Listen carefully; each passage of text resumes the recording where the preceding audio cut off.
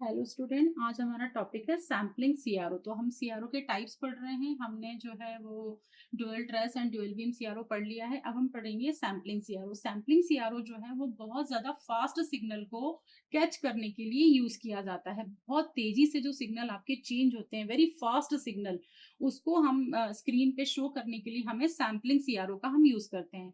तो what is the principle of sampling CRO? तो sampling CRO में जो प्रिंसिपल यूज होता है वो ये होता है सैम्पलिंग का।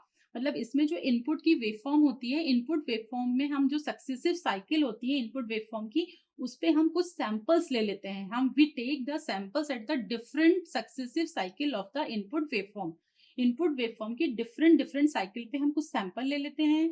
देन हमको उसको स्टोर करते हैं। देन स्टोर करने के बाद हम उसको क्या करते हैं, स्ट्रेच करते हैं। स्ट्रेच करने के बाद हम उसको एम्पलीफाई करते हैं, और एम्पलीफाई करने के बाद हम उसको एज ए डिस्प्ले उसको स्क्रीन पर हम देखते हैं। तो this is the basic principle of the sampling CRO and this is the block diagram of sampling CRO. इसमें क्या होता है कि जो सैंपल्स लेते हैं हम, वो किसके थ्रू लेते हैं? वो लेते हैं डायोड के through.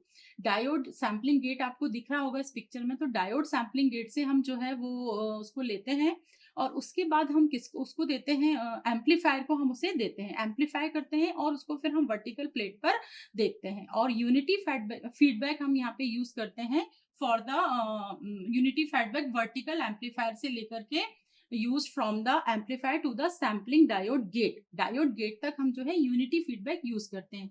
This ensure that the voltage on the capacitor store only the increased by incremental, यानी कि जो स्टेयर केस वेवफॉर्म होती है हमको वो मिले कहाँ पे, कैपेसिटर पे। क्योंकि कैपेसिटर क्या कर रहा है, जो सैम्पलिंग हमारी जो डायोड गेट से आ रही है सैम्पल्ड वेवफॉर्म, उसको स्टोर कर रहा है।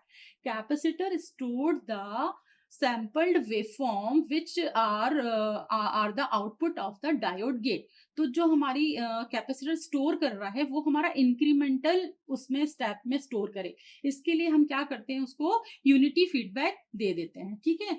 देन उसके बाद जो हमारी कैपेसिटर पे वेवफॉर्म आती है उसको हम किसको देते हैं, एम्पलीफायर को देते हैं, एम्पलीफायर फॉर द एम्पलीफिकेशन। और उसके बाद हम वर्टिकल एक्सिस को देते हैं to display the waveform on the screen। So this is the basic principle of the sampling oscilloscope।